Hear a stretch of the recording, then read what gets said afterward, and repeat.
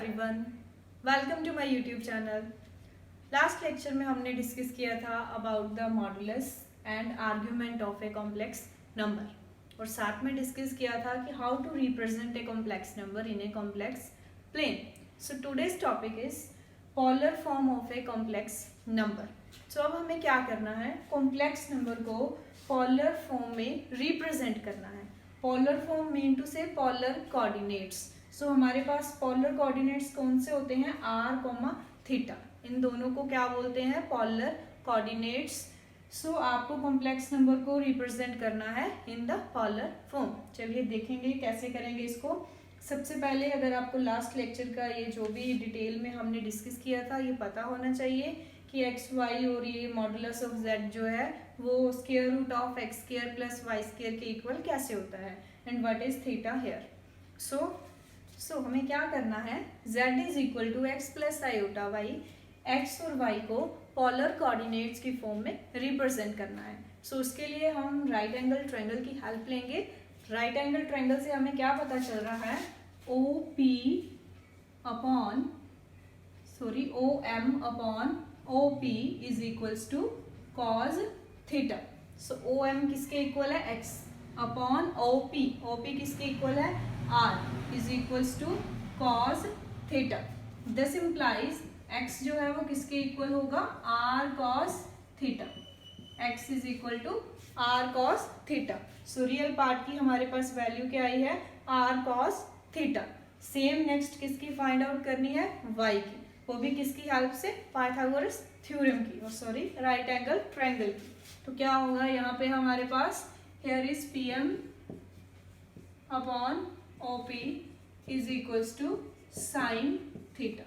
सो PM किसके equal है, y upon OP is your R is equal to sine theta.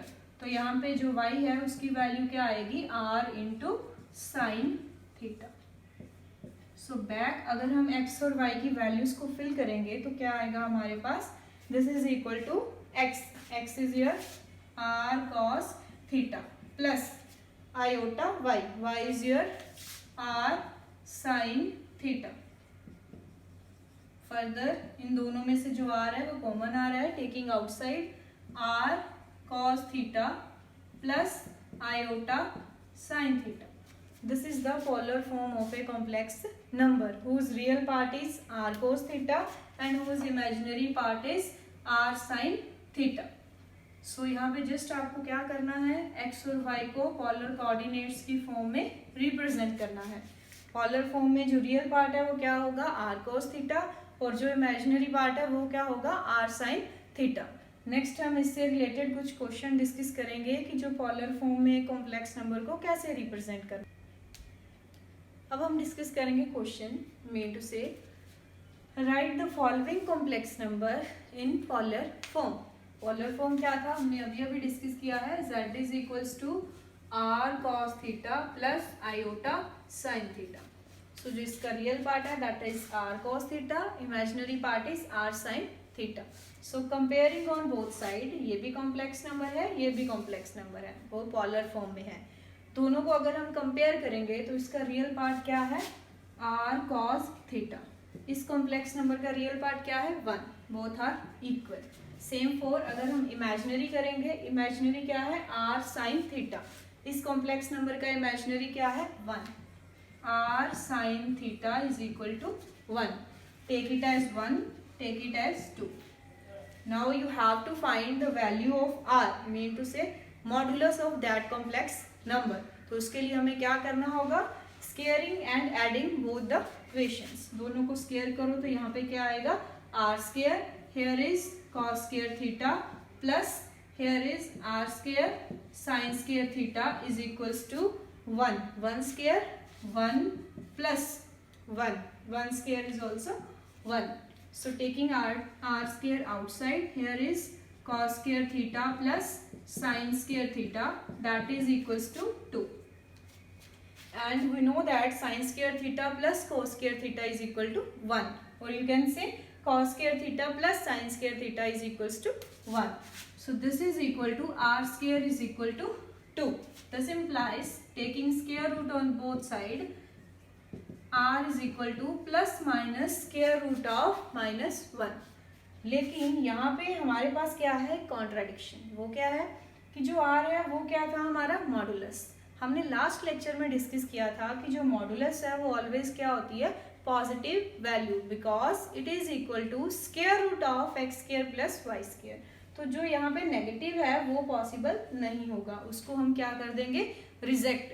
तो हमारे पास जो r है वो किसके इक्वल होगा, plus square root of t। So हमारे पास r की वैल्यू तो आ गई। अब किसकी फाइंड आउट करनी है, ये जो एंगल है और आर्ग्यूमेंट है थीटा, वो कैसे फाइंड आउट करेंगे, डिवाइडिंग 1 and 2, दोनों को डिवाइड करो, क्या आएगा, r sin theta upon r cos theta is equals to 1। r के साथ r cancel, sin theta upon cos theta is tan theta is equals to 1। This implies theta is equal to tan inverse 1। tan inverse किसके equal होता है, π/4, हमने last lecture में discuss किया था। सो हमारे पास यहाँ पे जो थीटा है वो किसके इक्वल आया है, π/4।